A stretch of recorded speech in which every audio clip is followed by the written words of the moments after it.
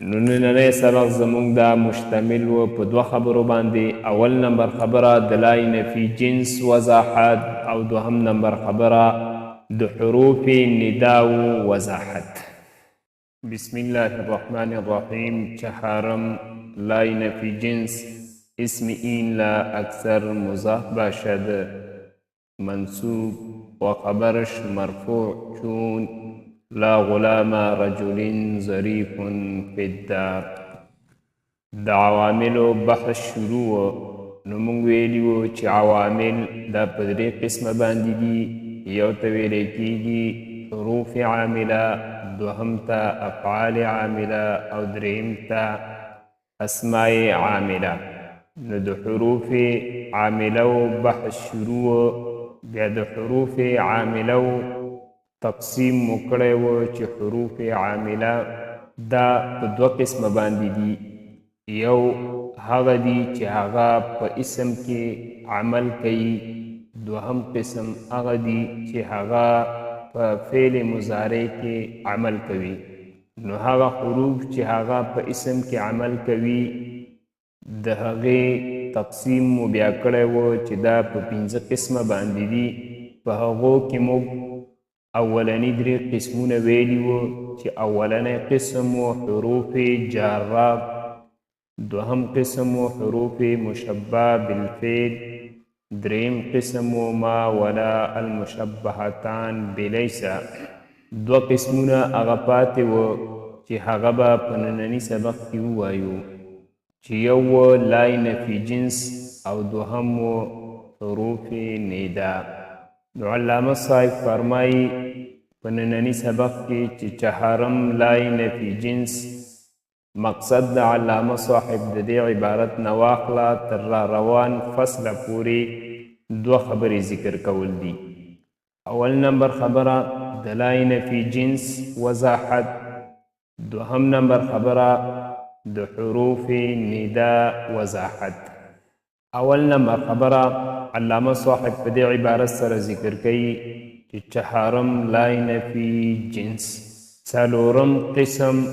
د هغې حروفو چې هغه په اسم کې عمل کوونکي دي. نو څلورم قسم یې هغه لای نفي جنس دی. لای نفي جنس دا څه ته ویلی کېږي؟ د لای نفي جنس یو تعریف دا دی، لای نفي جنس د هغه لاد ته ویلی کېږي چې هغه د جنس څخه د صفت د نفي کولو لپاره استعمالیږي. د لای نفي جنس دوهم تعریف دا هغه لا دی چې د یو شي د جنس نفي کوي. دا خو د لای نفي جنس دوه تعریفونه وو. لای نفي جنس دا هم په مبتدا او خبر باندې داخلیږي. مبتدا ته د دې اسم ویلی کېږي او خبر ته د دې لای نفي جنس خبر ویلی کېږي. او د دې لای نفي جنس خبر دا همیشه د پاره مرفوع وي، همیشه د پاره مرفوع راځي. او د دې لای نفي جنس د اسم څلور صورتونه دي، څلور صورتونه جوړیږي چې علامه صاحب هم هغه ذکر کړي دي. اولنی صورت د لای نفي جنس د اسم دا دی که چیرې د لای نفي جنس اسم نکره مضاف یا شب مضاف وي او دا اسم د لای نفي جنس د دې لای نفي جنس سره پیوست او متصل راغلی وي، نو په دې وخت کې به دا منصوب وي. اولنی صورت څه شی چې د لای نفي جنس اسم نکره مضاف یا شب مضاف وي او د لا سره پیوست راغلی وي او د لا سره یو ځای ذکر وي، متصل ورسره ذکر وي، نو په دې وخت کې دا بیا منصوب وي. لکه لا غلام رجل فی الدار. نو لا غلام رجل کې د لای نفي جنس اسم غلام دی، نو دا مضاف دی رجلین ته، نکره ده او دا غلام ځکه اضافت نکرې ته شوی دی او د لا سره پیوست او متصل راغلی دی. دا شب مضاف دا څه ته ویلی کېږي؟ شب مضاف دا هغه اسم دی چې دا مضاف نه وي لیکن څنګه چې مضاف الیه ته محتاج وي دغه شان دغه اسم هم په خپلې معنا ورکولو کې دویمې کلمې ته محتاج وي نو دې ته شبه مضاف ویلی کېږي. دوهم صورت د لا نفي جنس د اسم هغه دا دی که چیرې د لا نفي جنس اسم نکره مفرد وي د لا نفي جنس اسم نکره وي او مفرد وي. مفرد مطلب څه یعنی مضاف یا شبه مضاف نه وي. د مفرد مطلب دا دی چې مضاف یا شبه مضاف نه وي نو په دې وخت کې به بیا د دې لا نفي جنس اسم مبني وي په فتحې باندې لکه لا رجل فی الدار. لا رجل فی الدار رجل نکره دی د لا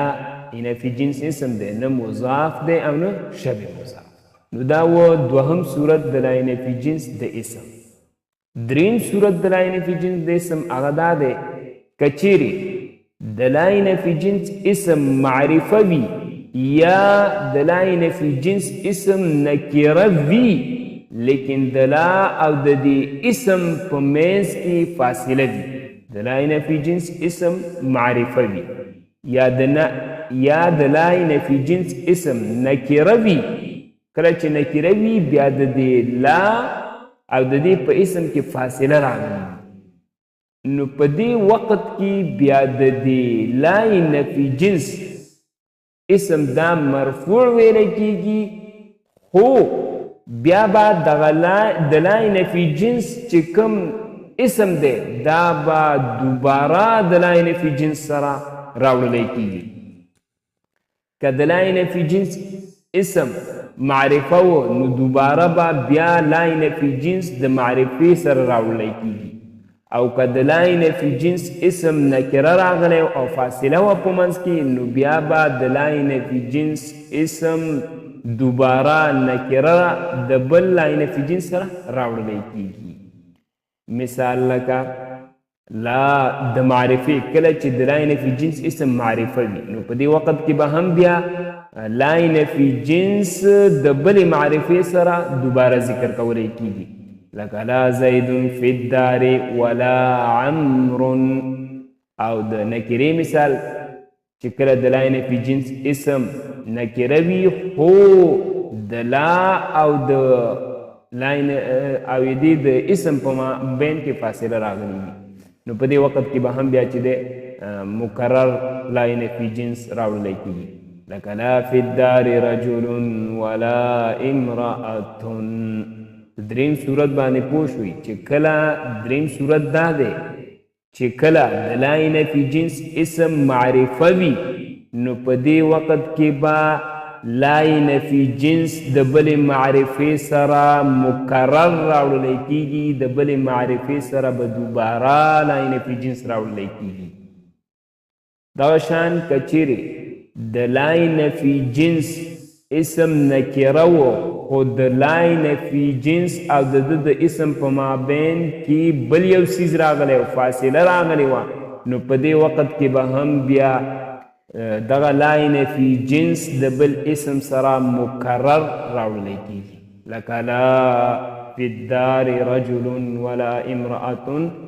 نو د لا اسم چې دی هغه رجل دی خو په مابینځ کې فاصله فی الدار راغلی دی نو دې د وجې نه دوباره ولا امرأة لا نفي جنس سره د اسم هغه مکرر راغلی دی. نو په دې وخت کې بیا دغه لا چې دی دا ملغه وي. ملغه مطلب دا چې عمل نه کوي او دې چې کوم اسم وي هغه مرفوع وي د ابتدا د وجې نه. دا دریم صورت په وخت کې د لا چې کوم دا کوم لا چې دی دا ملغه وي یعنی عمل نه کوي او د دې چې کوم اسم دی هغه به مرفوع وي د ابتدا د وجې نه. ابتدا دا عمل معنوي دی دې وضاحت به وروسته راشي. څلورم صورت د لا نفي جنس د اسم هغه دا دی که چیرې د لا نفي جنس اسم هغه نکره مفرد وي او دغه لا نفي جنس د بلې نکرې سره مکرر ذکر وي، دوباره ذکر وي، نو په دې وخت کې بیا په دې عبارت کې 5 صورتونه ویل جایز دي. څلورم صورت څه شو؟ د لا نفي جنس، چې د لا نفي جنس اسم هغه مفرد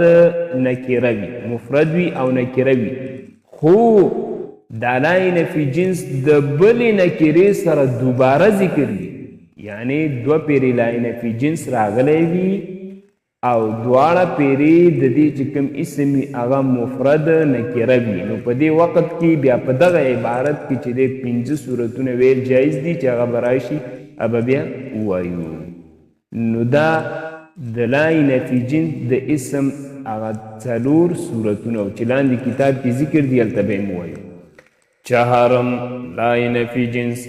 څلورم قسم د هغې حروف عامله و چې هغه په اسم کې عمل کوونکي دي. لا نفي جنس، لا نفي جنس دی. اسم این دا اولنی صورت د لا نفي جنس د اسم دی. اسم این لا اسم د دغې لا نفي جنس اکثر مضاف باشد، اکثر مضاف وي، منصوب او منصوبی، یعنی اسم د دې لا نفي جنس اکثر دا مضافی یا مونږ ویل شب مضافی خو د لا نفي جنس سره متصل وي، نو په دې وخت کې دا څه وي؟ منصوب. وخبرش مرفوع، او خبر د دې مرفوع چون لا غلام رجل ظریف فی الدار، لکه لا غلام رجل ظریف فی الدار، لا غلام رجل ظریف فی الدار کې لا غلام رجل دا چې دی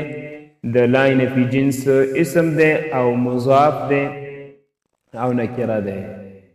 او ظریف فی الدار دا خبر. و اگر نکره مفرد باشد، دا دوهم صورت دی د لا نفي جنس د اسم.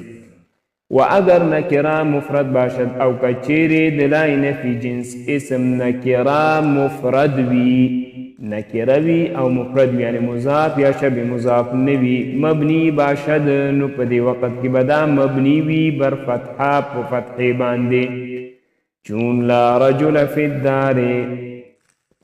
دریم صورت. و اگر بعد او معرفه باشد، او کچیری د لا نفي جنس نورست معرفه وی،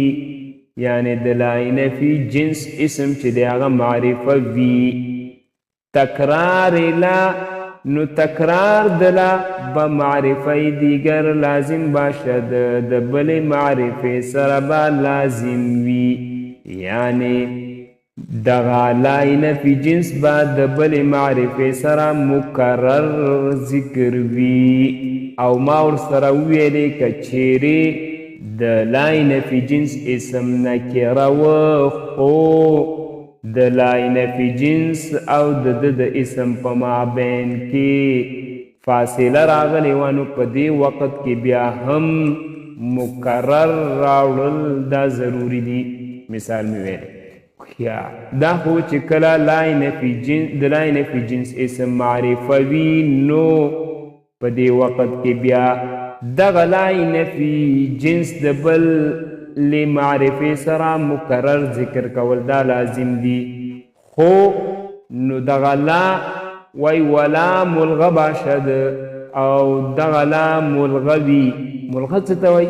یعنی عمل نکند، یعنی عمل نکوي. دغه لا بیا څه نکوي؟ عمل نکوي. هغه اسم به څه رقم وایو؟ مرفوع منصوب مجرور. وان معرفه مرفوع باشد، او هغه معرفه به مرفوع وي به ابتدا، د ابتدا د وجنا. ابتدا د عمل معنوي دی، وروسته وضاحت را روان دی. چون لا زید عندي ولا عمر، لك لا زید عندي ولا عمر، لا زید دا لا نفي جنس اسم دا معرفه زید دی، نو ادن وروسته بیا مکرر راغلی دی ولا عمر سره. اوس دلته چې دی دا لال ماما چې دی دا ملغه د عمل نکوي. څلورم صورت. و اگر بعد آن لا، او کچیری پست دغې لا نفي جنس څخه نکره مفرد باشد، نکره مفرد وی، یعنی د لا نفي جنس اسم چې دی هغه مفرد وي او نکره وي. مکرر با نکره دیگر مکرر وی سره د بلې نکرې نه لای نفي جنس نه وروسته د لای نفي جنس د اسم نه وروسته بل لای نفي جنس د نکرې سره ذکر وي وای په درؤ نو په دغه وخت کې بیا پنځه صورتونه ویل په دې عبارت کې جایز دي درو بیا په دې کې 5 وجه رواست 5 وجه ویل جایز دي 5 وجه څه دي جایز دي اول چون لا حول ولا قوة الا بالله نو په دې وخت کې دا مبني باندې فتحه ده دا لا حول چې کوم دی ولا قوة نو مبني باندې فتحه دوام صورت ولا حول ولا قوة الا بالله نو په دې کې دواړه اسمونه چې دي هغه مرفوع دي چې حول دی او قوة دی دریم صورت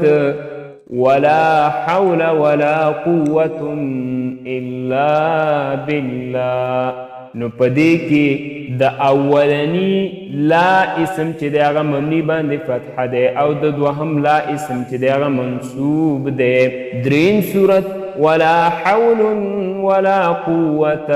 الا بالله نو په دې کې د اولنی لا اسم هغه مرفوع دی او د دویم لا اسم هغه مبني باندې فتحه دی پنځم صورت ولا حول ولا قوة الا بالله لا حول ولا قوة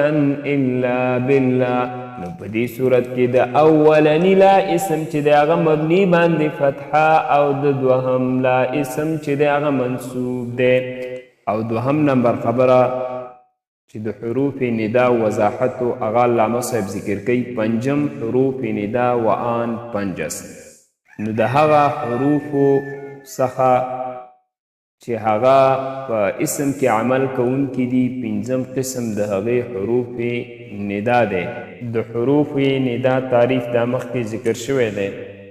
چې د هغه حروف دي چې د هغو په ذریعه مخاطب ځان ته متوجه کړی شي او دا حروف ندا دا بیا پنځه دي یا ایا حیا ای او حمزه مفتوحه دا حروف ندا چې په کم اسم باندې داخلیږي هغې ته منادا ویلی کیږي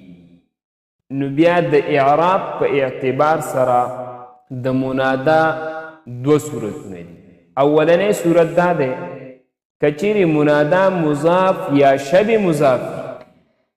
یا نکره غیر معین وي نو په دې وخت کې به بیا منادا منصوب وي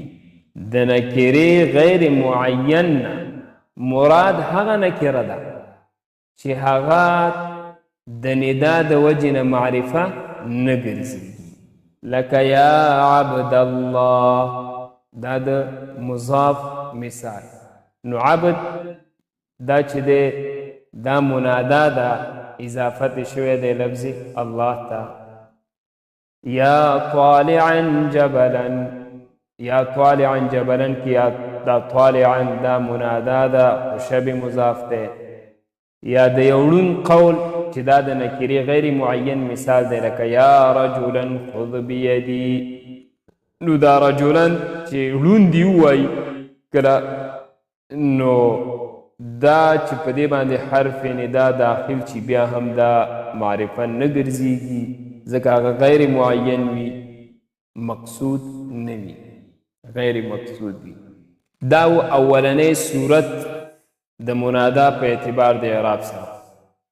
دوهم صورت د منادا په اعتبار د اعراب سره دا دی که چیرې منادا مفرد معرفه وي کچری منادا مفرد وی او معرفه وی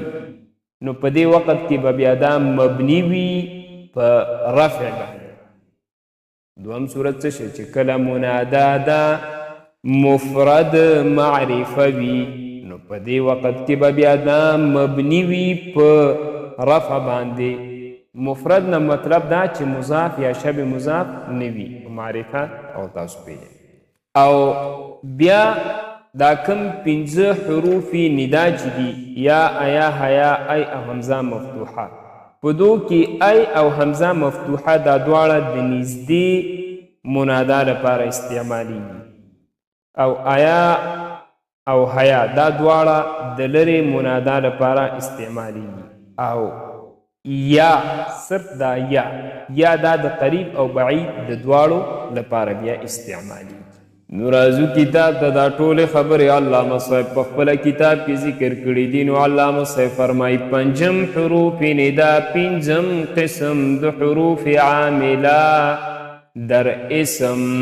هغه حروف ندا دی و آن پنجس او دا حروف ندا پنځه دي یا و ایا و حیا و ای و حمزه مفتوحه یو یا دی دوهم ایا دی دریم حیا څلورم ای پنځم حمزه مفتوحه اوس د دې اعراب د منادا اعراب ذکر کوي و این حروف منادای مضاف را او دغه حروف منادای مضاف را مضاف منادا لرا بنسب کند نسب ورکوي چون یا عبد الله لك یا عبد الله ویلې چې کله د دې حروفو منادا مضاف یا شب مضافی یا نکرا غیر معین وی نو په دې وخت کې به بیا منادا مضاف وی و مشابه مضاف را او مشابه مضاف لره هم کله چې منادا مشابه مضافی نو په دې وخت کې به هم منصوب وي چون یا طالعا جبلا لك یا طالعا جبلا کې چې طالعا دا مشابه مضاف دا شبه مضاف مرته ویل کېږي و نکره غیر معین را او نکره غیر معین ته هم نسب ورکوي یعنی کله چې منادا دا نکره غیر معین وي غیر مقصود وي یعنی هغه نکره چې هغه د ندا د وجې نه معرفه نه ګرځي د حروف ندا د وجې نه معرفه نه ګرځي چنانکه اعما گوید لکا نون ماما اویا رجلا خذ بیدی اے ماما دلاس لمیونی سیسڑیا و منادای مفرد اوس د منادا د دوهم صورت اعراب ذکر کئی چکل منادا مفرد او معرفه وی و منادای مفرد معرفه او منادا مفرد معرفه چې کله منادا مفرد وي معرفه وي مبني باشد مبني وي بر علامات رفع په علامې د رفع باندې چون یا زید لك یا زید و یا زیدان تسنیه و یا مسلمون او یا مسلمون جمع و یا موسی و یا موسی و یا قاضی بیدان پواش طالب جانا کی ای چه ای و حمزه او حمزه برای نزدی کس دا د نزدې د پاره استعمالیږي و ایا و حیا او ایا او و حیا او حیا برای دور دا د لرې منادا لپاره استعمالیږي و یا عام او یا دا عام دا د نزدې او لرې دواړو لپاره استعمالیږي نو نننی سبق زمونږ دا مشتمل و په دوه خبرو باندې اول نمبر خبره دلای نفی جنس وضاحت او دوهم نمبر خبره د حروف ندا و وضاحت